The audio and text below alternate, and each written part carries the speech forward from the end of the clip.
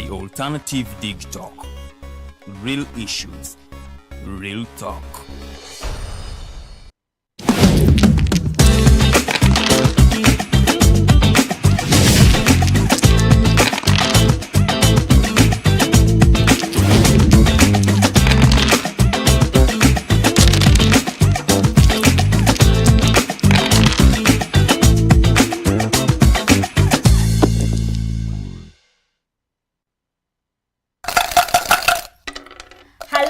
Hello people, weekend ebadde yo chatunyuse kumpiti obufuzi the political dice and we're excited to be here obviously not so Farida very boche ma Farida kubanga zeno wiki yenyumidde okikakasa zenge entutte bulala nze nyumidde erabisizza abantu ate ng'otandikidde wagguluko showo je tunamalira nga otandise kukaawa banga obumbuze nze simanyi nakumanyinza okumbuja ne kwata omuliro wano mu studios nenga musiibye mutya tulowooza nti muli bulungi nnyo it is a Sunday tusuubira nti muli wakaba mikwano olunaku luno oba olina kweteekateeka ng'otuddekawo mu ddiro lyo ng'olaba dayisi nga weetegekera Monday. New week comes with positive energy, good vibes, bannaite mutwala embeera embi mood, bad energy ku mirimu yensonga lwaki tubagamba weekuumire ku dayisi kubanga dayisi ejja kuwaako ka energy yako. It will boost your energies osobola okulaba nga otambula week number nga toyina buzibu yadde naye ng'ewiiki gye tufuluma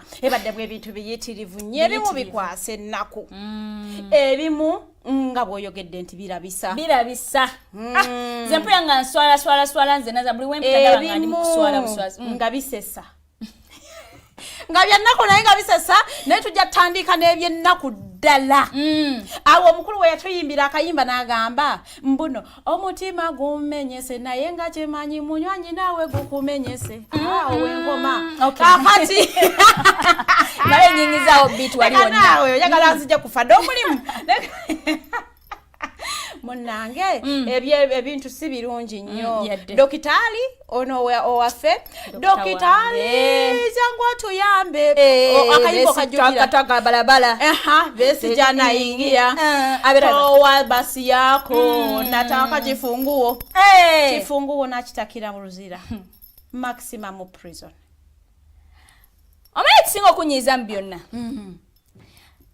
bagamba when a mistake happens once it's a mistake. Exactly. When it happens the second time, it is not a mistake anymore.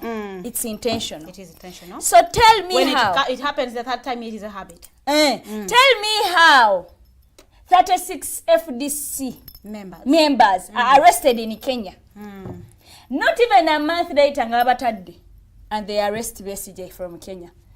Sigende ko Kenya katwene wetu senchano gende Kenya Farida. Echenako ekiriwo nti nze early next year I might be in Kenya. Mugana ayo batwala mugundi atenze echenjawulo kunze luto tagenda kuntisa I will go. You're serious? I'll come as a surety. It's okay. I'll be a surety for you. I want to show President Ruto that I am not afraid. I'm not a coward. You are sure you are not afraid? No, but President Ruto, I really want to know, are we banned from being in Kenya now that we are not supposed to be coming there? I really want to know what is happening. Are Ugandans not allowed there anymore? Story tujitandise n'obusungu. Olunaku olwokutaano wiiki eri eyaggwa. President Kizza Besigye, People's President.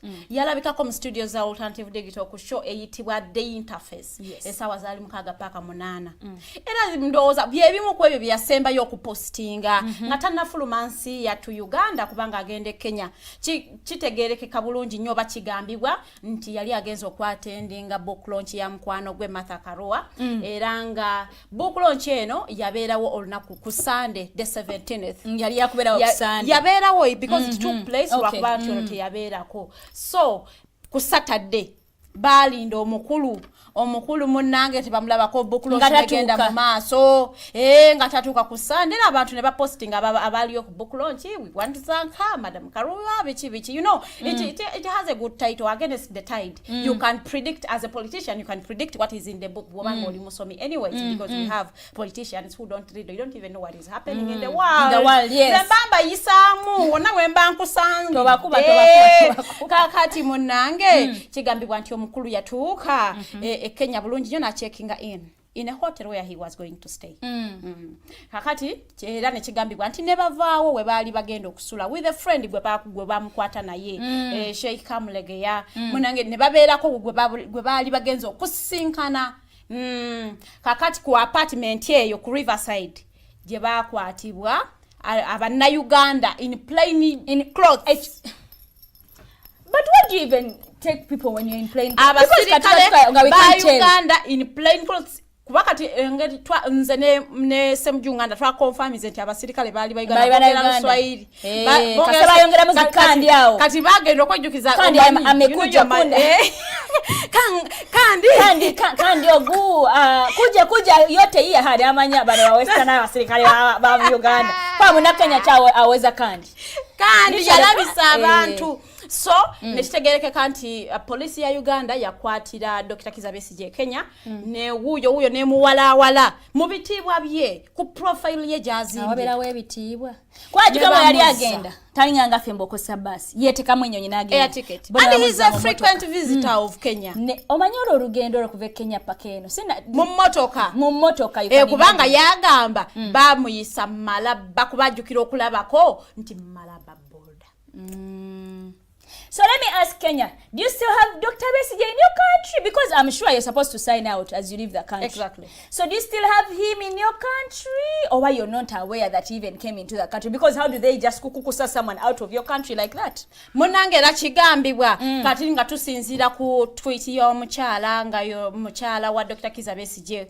Munange wini byanyima nti era Dr. Kizza Besigye yali a checking amwe yo apartment ku Riverside. Yabeerako gwasindikira ka live location we ka live link just in case baba bamwetaze nagamba nti kuvaawo esimu ze zavako tebaddamu kumuwuliza paka ku Monday batandika raising concerns kakati mukwano gwe omu na mubagirako namugamba nti doctor yakwatibwa nakomezebwawe Uganda era akumirwa ali eri Machinje military barracks. A civilian in a military barracks.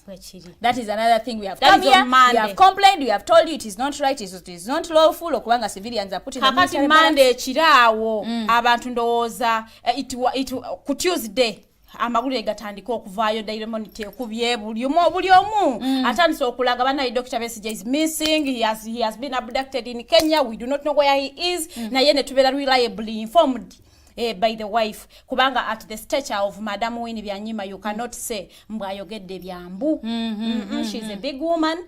So lana atutegeza she's reliably informed by her sources and her husband is being kept in Machinje military barracks. Era munange endulu zitandika okuvuga we want Dr. Kizza Besigye, we want him, we want nga batandika abamu okwewakana nga bagamba tebutali yeno abe Kenya nga bagamba tebanamulabako munange kulwo kusatu nga bamulaba okuswala kwenyini nzokoda kwenkugamba because how do you say we've not seen someone nga tubeerako era natutipinga nti bajja kumuleeta Machinje military barracks bamwalaininga in the courts of laws. So munange nga bana FDC katonga bano beero nga bazikuba nga bakuba amasimu twesangeyo koti masho Machinje hello Uganda hello PFF hello Zavu hello Madam Ingrid. I wanted that energy at the koti masho. That woman kwamulaba ngatoyina necho mugamba. I could see women in power there. So munange nga abantu besomba Madam Salam Musumba nga bajula bwe batkoti masho nga balinda nga buli kamoto kakayingira nga bakachekinga nga talimu nga tutulu nga baddamu nga batula nga nzo gwange gwakukwata sitolo gamba oti owulira otya embere kutwaletya abamuno bayozaako ne kumunye gwanze nkutidde ate nno ne kino kyekikulagira nti abantu bakoze emikwano egisukkuluma ne ku mikwano ng'abantu booza ne kumunye nga balinda Dr. Kizza Besigye alabikeko twali tulyawo esaawa mukaaga ezemisana ezekiro ezemisana ng'obumotoka bujjwa obukulembeddwamu abasirikale eno nga tight security ne tumanya yoyo waffe tasobola kubaayo omulala ne tudduka ne kamera ne twesindika ero twagala gulire twagala first hand sagala byabe banyumiriza simanyi nalage wano nga omukulu bamujjayo ne munne Kamulegeya ngali mu Uganda gutwasembye olabe very strong hearted nga bwamwenya nga bwawuba ngatubula mu one Uganda, one people, one Uganda. Today.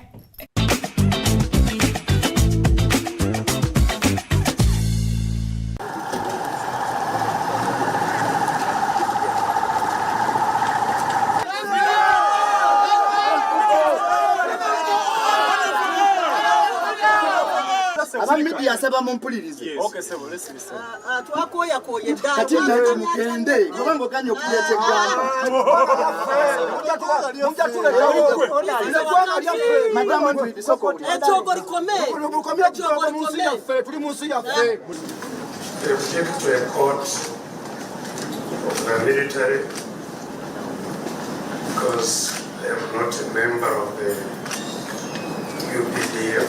Between October 2023 and November 2024, while in cities to wit Geneva in Switzerland, Athens in Greece, and Nairobi in Kenya, held meetings aimed at soliciting for logistical support and identifying military targets in Uganda with intent to prejudice the security of the defense forces.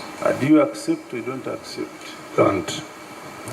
I don't accept. This particular case, they are talking about, the law talks about an officer or a member of UPDF who is in actual service. Literally, that's what it means. It's a service offense. And it's on record, it's not in dispute that the accused persons are not members of the UPDF. It's our prayer, Mr. Chairman, that this Honorable Tribunal be pleased to strike out this charge sheet and accordingly discharge the accused persons.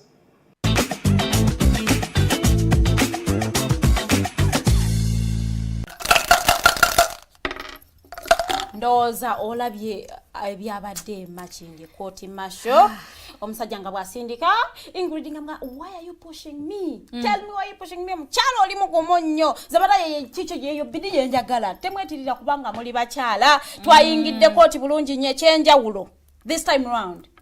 Omunnamawulire ng'osaana okugenda awali General Freeman Mugabe n'oleetera ddala kale angoye yekifaananyi nga tebakugambyeko oleetera ddala yagundi eno ya digitoko eno yagijja ku digitoko teriyo munnamawulire gwe baaganye kuyingira mpozi aba atuuse nga court session etandise naye aba abaddewo buli omu yayingidde ofune angoye entuufu n'oteekawo kamera yo yimirako ne wali agali General Freeman Mugabe nati kooti yagibadde mu mitambo n'okuba ekifaananyi kyonna kyoyagala angoye oyagala ng'osobola bulungi nnyo tebaaganye munnamawulire kuyingira kooti n'abantu ba bulijjo babakkiriza babeereyo mu court session ekyanjawulomukko ku bibadde nga bibeerayo kooti yakkiriziddwa mu bannamawulire mubalindira wabweru balooya banaye tusaba mukutubuulirako ebibaddeeyo bibadde bitya General Freeman Mugabe leero abagambye eki munnaye ku luno baatukkiriza ne tufuna eggulire litaliiko kugamba mbuhiyase kakati nga kooti etuula General Freeman Mugabe agiri mu mitambo kakati nga Lord Mayor nga ayimuka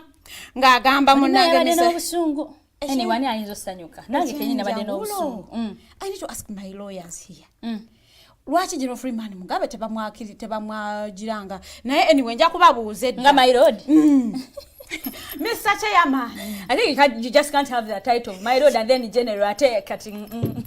Ngaba muita Mr. Ngaba wotyo call Lord Mayor continue. Ngamugamba muna am here for the two suspects be muina wano nate mulite bali na menti kubeera wano naye anyway we are here okulabanga ki bafuna justice ngakana ali eri mukaguli ngasoka awanika omukono ngamugamba Mr. Chairman Nze, I haven't instructed any lawyers. I don't have any lawyers in this court. So, tetulina nsonga lwaki like ebintu bino bigenda maaso. So, I think that was kubagirizaako balooya be nga yagala asooka abannyonnyolemu before court egende mu maaso. Era court ne bajadijaninga for 15 minutes suspect interacting ne ba lawyers be abawe instructions ababuulire butya bwe yazzaawo kubanga bonna babade bamanyi ali nandi General Freeman Mugabe yabuuza ekibuuzo n'agamba nawo kakati suspect agambye tannabawo aka instructions nago you are here as who as a friend as a relative as who kakati abasajja basoma amateeka munnange nga batuwaamu 15 minutes adjournment suspect interacting ne lawyers aba instructions abagambe banaye kino bwe kyali nze bankukusa nali wano abawa details nga bwe zirina okubeera nga tebagenda ku byahiyase bye tubadde nga tuwulira so munnange nga kooti ekomawo ng'etuula nga ni Lord Mayor yakulembeddemu yabadde lead council wabana mateeka ababadde bagenza okukola ki okulaba nga Dr. Kizza Besigye ne munne bafuna obwenkanya obanga bafuna their freedom ng'asooka yimuka ng'akwata charge sheet gye bakyajingiddeko Dr. ne munne Kamlegea ng'asooka agikubamu ebituli nganze ngamba kuba sabula yanganye anegombesa okusoma amawulire amateeka ng'asooka atunulira ng'agamba okay muno mugamba nti between the years 2023 and 2024 omukulu Dr. Kizza Besigye yalabibwako munnange mbusimanyi nga ali mu soliciting for funds simanya huyo neza eza logistics okujira simanya ayagala kutataganya ki maje n'agamba kakati mba mwamukwatidde Kenya ngemundu bwagimusanze naye Kenya n'amasasi omunaana ge bagamba Kamlegea ge yabadde nago ebintu ebyo bye bwabakwatidde nabye Kenya. How does it concern you mwegaba na Uganda Kenya eriteriyo ba DPP one yabadde ne mundu nga masasi ono yagayina of course mo ino okusharinga omusango tekale kubanga sa emundu chwa yadera empty gun soli nga ina masasi yani kesi bala go bagala so kompe ku masasi awo Farida gampereze kawo mundu ngane you people joke a lot sabula munnange wabadde waawo munnamaje yabadde ku side ya prosecution ababadde bavunana abakulu ababiri ng'agamba nti bannaye mu mateeka omuntu akkirizibwa okumukima gy'abadizizza omusango gwonna n'aleetebwa mu kooti masho n'akola ki ne bamuvunaana emisango gye baba muvunaanye nga Lord Mayor ng'andaba baloyanga basharinga notice yawo kumu banaye musomesa abaana amateeka nga baleeta notice evidence nga bagamba nedda sebo bagamba serving officer kwe mulina okukwata Mr. Wallen Kifefe doctor he's not a serving officer so akakwakulizo ne bakatta so nga bagamba emisango tegirimu ziriawo ja buswazi tebalina ment kubeera nga batryingibwa mu court martial kubanga ono he's a retired serving officer talina kubanga ate atryingibwa in the court martial munange General Freeman Mugabe nga omusango aguyimiriramu ng'agamba nti okusinziira nga ebintu bwe mubyogedde mpuliriza side ya prosecution nempuliriza ne Dr. ne Lord Mayor so unfortunately for you Mr. Lord Mayor ogenza okusaba okubanga tujjawo emisango gino nga the suspects have already taken plea so tetusobola kubanga tukikolako saawa eno if you had decided that before they haven't taken kyali badde kikolebwako n'atuteekerawo olunaku so nagamba kale mbantu bano ababiri mbasindise Luzira maximum prison Luzira apa paka ennaku z'omwezi nga 2 that is omwezi gwa December 1 week away ennaku 12 ze bagenda okutuula okubanga beebaka Luzira eyo tujja kudda okuwulira okubanga okusomerwa emisango gyabwe ate era n'okubanga tuwa ensala kwekyo kyosabye emisango gigobebwe tegiriimu nsa oba gisigareko so munange byebyo oneegombesezza okulaba ku Lord Mayor engeri gye badde ajjira waliwo but nkugambye Lord Mayor well done all the lawyers well done ekyanunyumidde mu eyo kooti ng'ate kinyiiza prosecution yayimuse n'agamba can they prove that they were arrested in Kenya nengamba what are you talking naye mmwe so what are they supposed to prove We all know, Nengamba, Mr. Mani, what is your problem? Because Mr. Mugisha, by the way, I have remembered the name. I don't know the other one, he was Mugisha. It is also said that while Dr. has been brought, his documents remained in Kenya. It's not like he came with these documents. So I think you won't prove after you don't have you have your passport here with you. And I'm like, okay, he checked in Entebbe airport. But the system keeps the records. What were you talking about? I was very disappointed. And everyone laughed in court. Not because it was funny, but because they're like, stop your jokes. Hey, like, think further than that. What are you talking about? Yagalo gamba msajja alimba yagenze Kenya ngati yagenze Kenya. So akwa kati namwe abamukuteka chimuga mwamuzije uwe. Did you get him from his place? No. Banaye nawulire ennaku ngamba yi bantu mmwe muli babi nnyo naye gatuvudde ku kooti abantu bangi bayogera kwene ensonga okuli omukyala gwe yali agenze okukola ki okubeererawo ng'alonchinga akatabo Martha Karua naye n'ayogera eri the security organs of Kenya n'ayogera eri Mr. President n'awandika n'agikopinga Human Rights Commissions nyingi era nze I want to speak to the leaders of the presidents of East African community, the presidents of the countries in the East Africa. What are you doing? What exactly are you doing? They have not said, do you know? They haven't said anything at all. So here's the thing: the fact that Kwakat is an Ebera Martha, after seeing Dr. Kizza basically being taken away from my country like that, what makes me feel safe when I go to Uganda? Because I am actually scared to go to Uganda. Because I know the same thing because President Ruto can do the same. Kyeyakoze Dr. Kizza Besigye. Katulabe Martha Karua ng'ayogerako.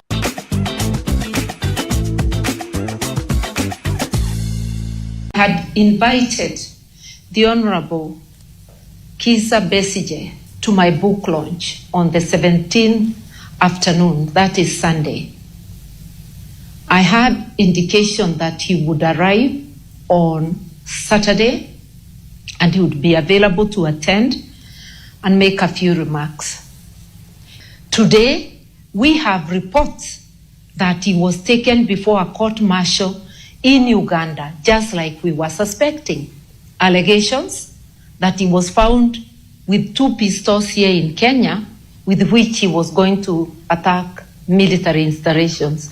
I wonder whether they are enough even to attack a well-guarded house, leave alone a military installation. You'd expect they would be talking of a cache of arms. How did he come with 2 pistols on board a commercial plane? Why would they not arrest him if he has 2 illegal pistols in Uganda and on Ugandan soil? These are excuses dictators give.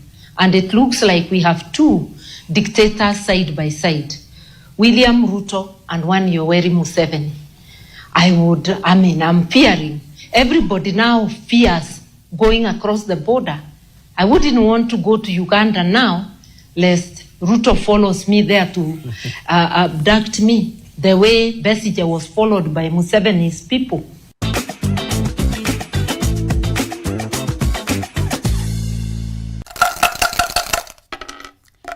Molabye Madam Martha Karua. Bannaye abatamanyi mukyalo oyo muntu mukulu nnyo mu politics we Kenya. She has been in the politics of Kenya for some good time now. Era yali running mate wa Raila. Kati munange eyo nga kansoke nveke ayo Kenya so kenzire wane ewaffe tutya bayinza ne tukwate because ekisokera ddala fada yali ku NTV nagamba ekyo kikyamu nnyo era we demand for the immediate release of Dr. Kizza Besigye.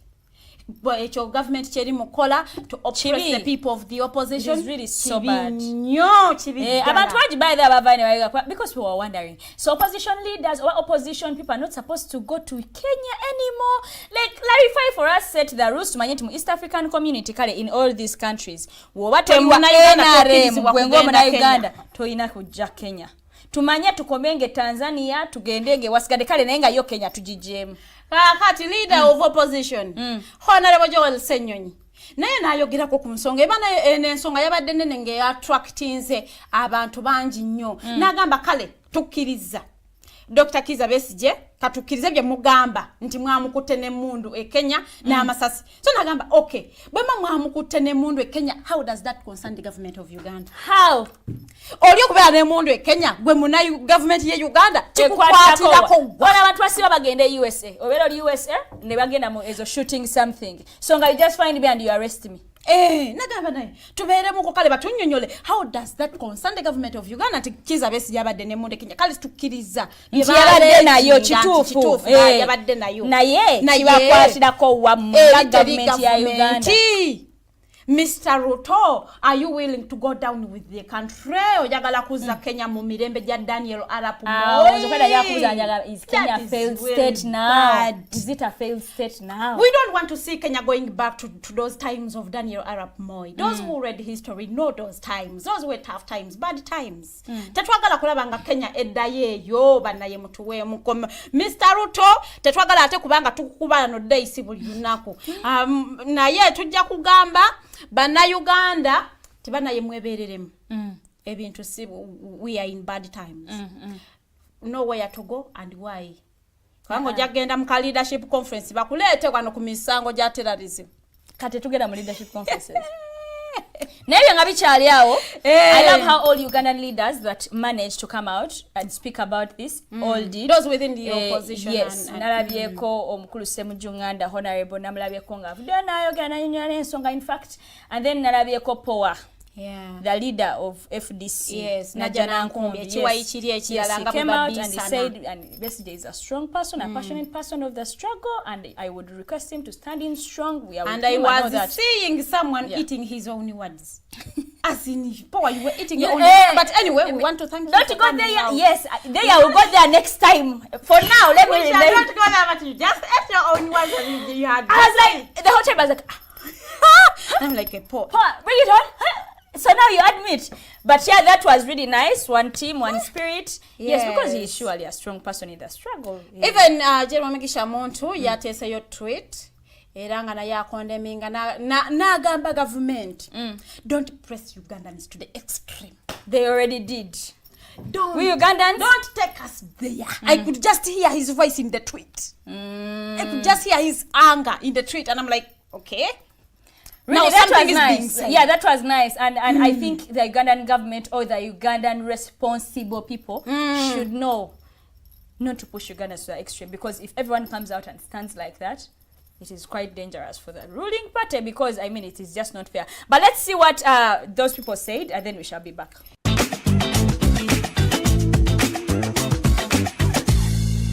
Before, in 2018, when they arrested the Honorable Kyagulanyi Narua, they said they found some guns, machine gun, I don't know, rounds of ammunition in his hotel room and all of that. It is usually fabricated stuff.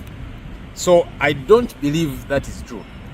But even if it were to be true, let's imagine, for argument's sake, that Dr. Besigye had a pistol while in Kenya. How is that a problem for the government in Uganda? This is an indictment on the root of government. They need to come out clear whether we are unwelcome in their country, so that we may choose to go to Kenya, or choose to go elsewhere other than Kenya. And this says a lot about the cooperation, the East African cooperation, that on paper seems to be something that brings the East Africans together, but in practice it looks like there are restrictions going around the East African region. He is a person who has been in the trenches for all this time. He is a strong-willed person. He has a desire to see that we conclude this struggle. And I want to say to him, he should keep there, keep fighting, we'll fight along.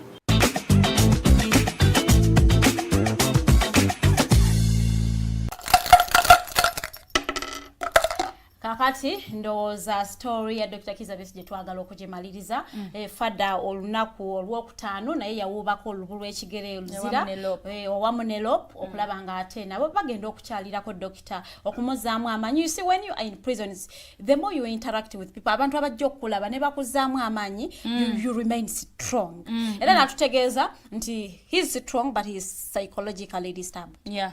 And by the way, which is understandable, not to forget, a man of his stature bamukulubu so kumuje Kenya in that way okumuyengeza Uganda, it can, and that's a long journey, really. I want also to inform people that doctor said he was not tortured, by the way. Yes. Yabude bambi nagamba asijja bawaliza I was not tortured. He wasn't tortured. Era ne Fada president wa NUP naye n'atutegeeza nti yabagambye he wasn't tortured. Yadenga he's psychologically disturbed. Of course tortured because man by the time you can afford a plane to Kenya and then they bring you back on foot. Torture. Bajita foot kale. No bera kufoot kwa bera ku lugudo. I bring you back because that is about those are about how many hours ku bus. That is those are so many hours. Yes. Such abantu abali myaka ngezi they don't have time for that really. Too long for that long but anyways our fe tuba tuyimba wakayimba all talonga luwedde tuliyambale ngule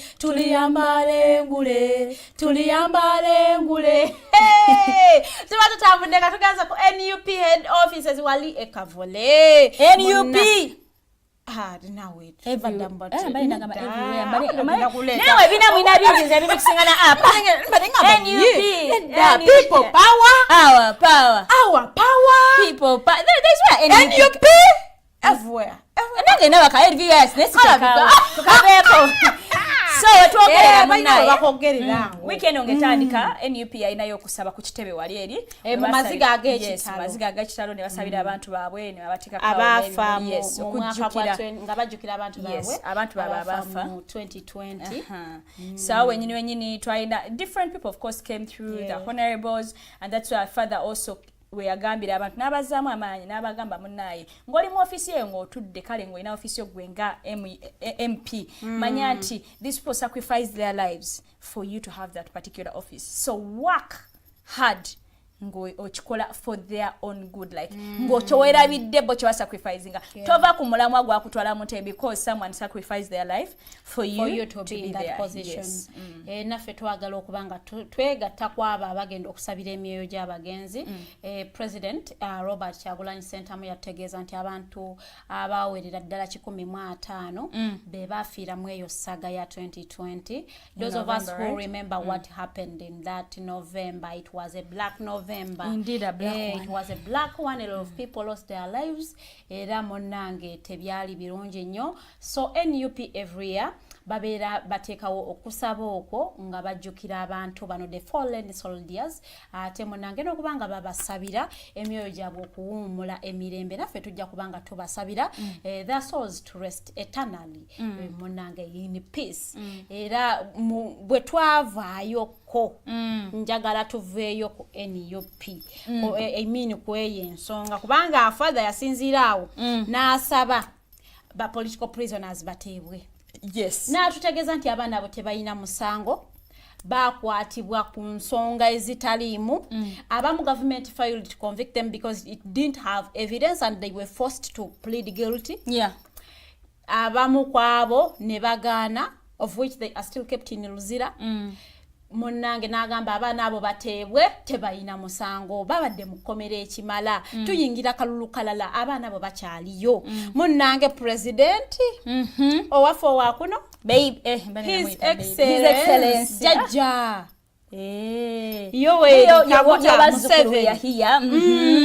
munange ng'akwata ebbaluwa ku lunaku olwokutaano ng'akwata olupapula ne peeni ng'agamba with the powers vested into me as the president of Uganda in Article 1210. In the Constitution of Uganda, people.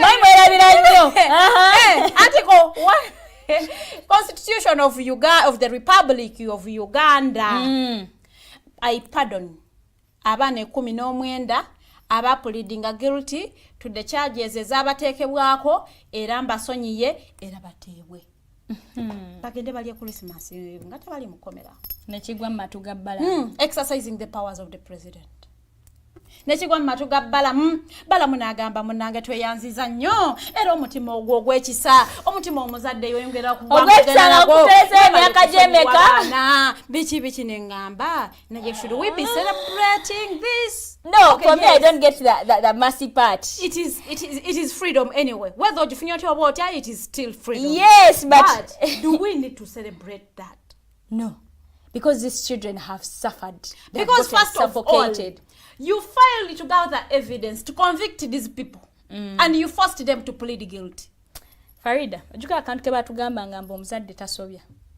Nti ne wabeera akusobezza akikyusa nobeera agwe musobya gwayina okwetonda. Kati muzeeyi yakoze bana abaana. Munnange ng'abasonyi abaana 19 ng'abagamba banaye mbasonyiye. Jukira bano babadde basalirwa era nga babadde batambuza obusibe bwabwe ndowooza babadde nga bajja bumalako nga mu January awo. Era nga tusuubira okubeera nabo mu February ku Valentine's Day. Baali badde bavuddeyo. Ayina abaagalwa. Abalina abaagalwa baali badde bapepeya bulungi nnyo. Ne president yabapadoninze nagamba mbasonyiye mbate. Ndowooza kati baboneredde ekimala. Let them go and exercise politics. Now we do not know. Are they going to do the good politics, the bad politics, or the politics that Jaja wants? It's such a sad state. But where we have a day. In fact, no. It is it's one communicate. Amanya Mugalaba, Olivia Rutaya, it's 19 of them. The 19 of them, Bonabona Bafunyechi, Okusonyiwa, Okuva Edium Kulembeze Gwanga, Nago Kubatekeza. Jibana articles that is Somaza, weary. Omukulembeze Gwanga. O yo mandate ajina emuwebwa komo susu teru na chibu bibiri kubako basonyiwa ne basiba toyanzizanya mukulembeze gwanga babbe balinyo kusonywa abaana abo no bapadoninga munnaye n'abalala basigadde bapadoninge naye twagala okubakulisaayo mwena abasonyiddwa era kasimanyo baba nagenda ku NUP offices baba ate kati baba kyakimayoki iyi baba ganyo okubeera mu ekisonyi okiyinza okomawo kiriko strings attached. Of course. But imagine, how do I forgive you when you are in NUP? And I forgive you for what you did while in NUP. And you come back and you go back in NUP. That means I can take you again. Chances are high Ugandans are going to start not to practice their political power anymore. Like to just be quiet because one is afraid they will take me. They won't remain the same. They will look at the time they have served in prison. They look at what they went through to be pardoned, and then how can someone be real again? Unless 2021 paka 2024. Yes, that's a long time. Man, I've been even when they take you for 2 days. I've been taken before, sir, my friend. I can tell. Just days, and I was like, era njagala okubayozayoza bannaye mukulikeyo sibyangu sibyangu but still nze tekinganda kwogerako eri Mr. President kumugamba nti Mr. President sometimes I'm just saying sometimes you get misled by your people. Ne bakuletera okola ensobi ezimu kati nkugezanga abaana abo lwaki muba forcing okiriza misango gye batazza baba bakulabisa. That is bad politics they are making. That's you true. play. Because by the time you quote the constitution like that, you know what the constitution says. It isn't good, Mr. President. Era twagala okugamba nti Mr. President abaana tubaleke ba playing politics wabwe for as long as tebamenye mateeka tebalina gwe bavodde nga it is politics. We are in a partisan politics. But I tuleka abantu babere bawagira abantu bebaagala Mr. President. You also remind him that we know that he's a good person because in that way. Mr. President, I am just requesting. I am just a good person, citizen. Remind him that he's a good person. You may think he's bad. Mr. President, I know you're a good person. You are a good leader. And you have been a good one. Chimara, he will come for you with leniency. Story Dako Farida. Papa kadakao. Kunsonga ye mumba nkunyumizeyo ka story. Kampe. Nga basalira abakulu kale nga babasindika eruzira nga abakulu wano bagamba ero Uganda ngamba what are you doing banaye tabuleka politics wa kisazi mu koti bya ero wafakala kwa Uganda bya twaga bala ene mpulira kati febya tubeera kam kati nawo kyakaje bajja bano bayina slogan tebalina slogan n'ebitabo bya kam kati era omuntu aga hello abatayokerekedde eno kweli Monange FDC side ya Katonga nanti tebannamaliriza kibiina kyabwe kutandika kubagamba nti aba PFF ndowooza bakyali ku mikono simanyo babagiwezeza oba tebannagiweza nasemba okumanya bagibala nga bagibala baso bali mu kusunsula kulaba emituufu n'emikyamu so no Monange abantu 36 abateebwa banono nga bali ku misango gya terrorism nabo bebakwatire Kenya bogamba bebakwatire Kenya Monange nga ku lunaku olwa Monday nga wabeerawo okubanga babakulisaayo mu butongole n'okwogerako experience sharing okubanga basharing experience kikibwe kyajja kitya baesanga batya ate Uganda ate ku misango bwegityo munange era omugenyi omukulu yali ono waffe Council Isaac Kasema kadde banga the table back on track ngali on track munange ngabana abobuwala nga basosotola embeera gye bayitamu it was really bad. Yeah. Bayisibwa bubi. Those people are handcuffed from Kenya to Uganda. To Uganda. Bana itwagala okubanga tuvumirira ebikolwa ebyo ne sekuvumirira. They people. Banaye. Do you have relatives? Banaye ba police. Mbaba handling abachala. We don't have to be reminding you that those are women. Those are women. Bane abaana abobuwala embeera gye bayisibwamu teyali nnungi nnyo naye era tujja kubanga twebaza nti kale balina obulamu nti mu byonna bye bayitamu balina obulamu era njagala nnyo akayimba ka PFF. We shall overcome one day. What? We shall overcome. Akwaka kutedi one day sewa. But we shall overcome. Yes, surely. Akwaka kutenda zewa. Munange nga bas sharing experience nga abantu bogerako munange ngo mukulembeze guest of honor, the guest of the day. Council Isaac Kasema kadde no babo batataganyizibwa enkuba olunaku olw'enkuba yatonya naye we want to thank abantu abaliwo ne ba councils abaliwo even the people abali bateereddwa namwe twagala okubakulisaayo mabosu nti mu lukulike yaddenga mu kya reportinga mu kooti anytime omusango ogwabateebwako munene basobola okubazayo bail might be cancelled bail basobola cancellinga on any grounds ne bakuzaayo emabosu so muna Council Isaac Kasema kadde ngagamba nti ekisookebwako DPP waffe wano tali mukola bulungi mirimu gye nga bw'ayina kugikola. You cannot sanction a file nga nawe omanyi bulungi nti abantu bavunaanibwa mu bukyamu and you go ahead and sanction that file ate abantu abo ne baconvictingibwa ate ne batwalibwa ne basibibwa emyezi 3 ate ne mumala ne mubawa cash bail. Nenga mumanyi nti those are trumped up charges tebazikola ku emisango gye mubavunana tebagikola. Council yali munyivu era ku nsonga eyo yennyini eyo sagala kwogera bigambo bya Council naye ku statement ze yakozesaawo zaleesa abantu okutandika okugamba Council yeetonde ezimu kale zaali nnenemu abantu yeetondere DPP ya bodo kwale ezimu zaali nnenemu bayizolowooza bagamba lwakwa yakozesa ebigambo byali binenemu. He had a point. Yes. But also this speaks to our leaders. Sometimes you have a point. But how you bring out your point, communicating, they focus on how you gave out the message. The message, yeah. And that kills the message itself. But because the message was good, Council, we know he's a smart one. He had a good message, but the packaging was bad. The language was bad. Very bad. But for me, I want to believe that not everyone studied communication skills. So for sure, some people are very passionate about certain things. But you can, even if you didn't go to a communication class, you I am being disrespectful. I am purely against very big words, many words. I am so against them. However, Council had a point, and let's focus on the point. Farida Nkudiza. So, I want to focus on the point by going PFF katonga tulabe ebyaliyo. Okay.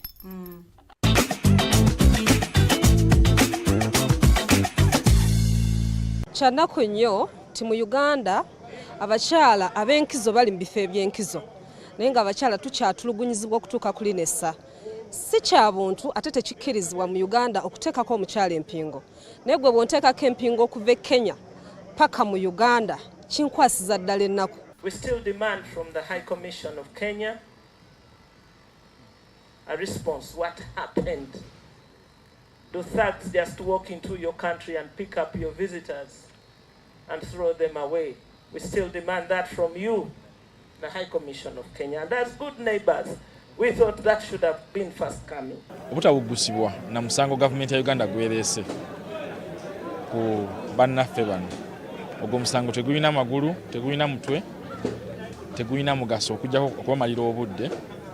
Tukole emisango ejaffe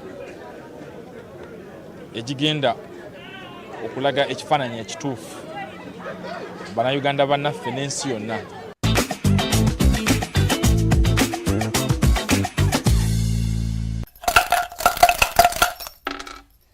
Jiba mikaaga eyo story mbanji tadde mba ntambula bukolokolo nga ngenda munange eri jjajja omanyi buli mwana wagende buli omuzukulu wagende eri jjajja gaba masanyu ebeera y'ebyokuhaga ekyasoose okunewuunyisa mu speech za jjajja this time round yabadde etoolo ng'alaunchinga Gejiraire munange yatugambye everyone now is a millionaire for as long as you received a million you are a millionaire. I did. Do you apply for parish development? I did, but for me I didn't get. Did I tell you nowadays Jaja is happy? He's happy. He's like, we know. Whoever received the million. So just like that, I'm not a millionaire. You are not. Farida, are you? A million. Did you get? Just like that, we are not millionaire. His Excellency President Yoweri Kaguta Museveni Tebohaburwa yabadde etoolo ng'alaunchinga standard gauge railway era ng'eno egenda tambulira ddala esale package eyo yonna eyo emale ekwata e Rwanda. Yatugambye nti bw'enaava eyo ayogere n'aba South Sudan. Kati awo olusuku lw'ekitooke yagikosa nga model farm kati etujja kutuukayo kansooke ettololo eno gye yabadde n'atutegeeza naye kyenayagaddemu nti buli miliyoni gy'ojjayo mu parish development model ogiddizaako emitwalo 6 as interest. That's fair. For a full year. So fair. kakati parish development model abafunye sente balina kuzizzaayo after 2 years 12 months. That means oba picking a million 2 oba ozzaayo million 2 mu emitwalo 12. That's really interest fair. ya mitwalo 12 Yeah, oba okozesa sente akati kono abamane lenders ajja kuteekako interest ya 18%. Ate nalabye babateeseekawo nab'envumbo tebayi so ne bategeeza nti ate bo bano aba so that is 6% of the money that you take when you take a million it is 6% of that 1 million oba okomyawo mitwalo 6 ku miliyoni after a full is irrational. And we are going to rationalize it. Why is it irrational? Omujuzo ku luguudo. Buli omu ali ku luguudo. And because the economy recovered, remember we succeeded, the economy recovered. Ebyenfuna byaddawo and growing. Bikula, but bikulira ku only one system of transport, the road. So that's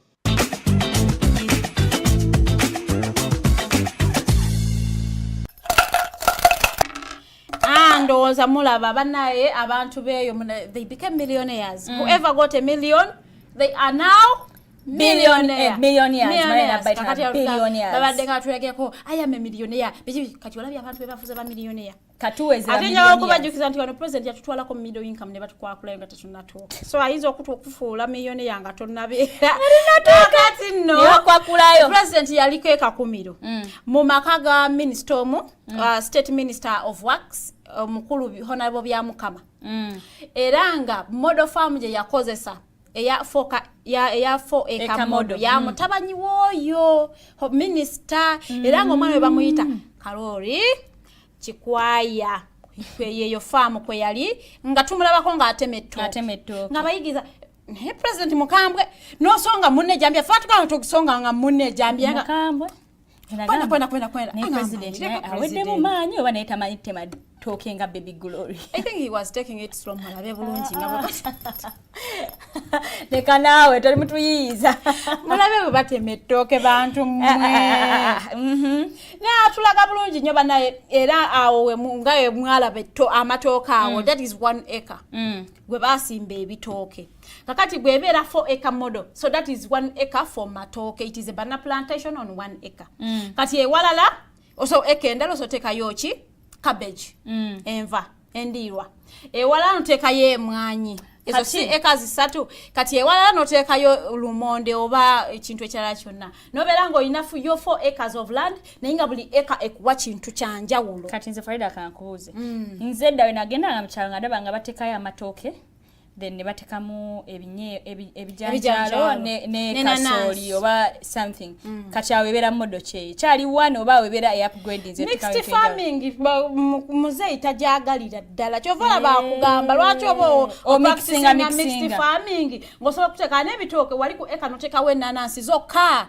nezitabeera kule munaye ennaanansi ezikulidde mu kitooke teziwooma zibeera zikaawa enanti ziba tezifunye musana bulungi so eyo sayansi w'obulimi so tezifunye musana so president kwe kugamba nti wano limawo ennaanansi only 1 acre eka endala teekako ebitooke eka endala wali teekako emmere gy'onoolya ewaka lumonde muceere whatsoever wali teekako ky'onajjamu essente emwanyi sobola okuba nga 4 acre model gitambuza bulungi nnyo era n'atulaga nti model farm, what we call a model farm, is someone who picked up the idea, not practicing anga we bali bachogera. So to voila batumala ba banana plantation, very very clean. Hey, nimiro ye yabadde clean bulungi, agira bida bulungi nyo. Ngate metoke. Ne tukula bulungi Mr. President. So bana njagala okubakubiriza if you have ettaka, you can adopt the 4 acre model. Try it out. Don't say things don't work and byotannagezesa. Sagala bintu ebyo. Try it out, let it fail, go try another one. Nayenga tonna kigezesa todda no aside there. Okay.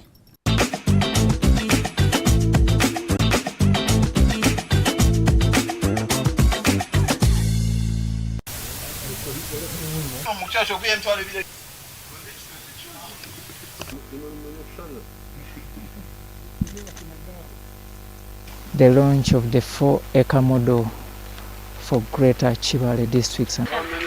20,000 now? 25,000 now. How many choice was there? We are now still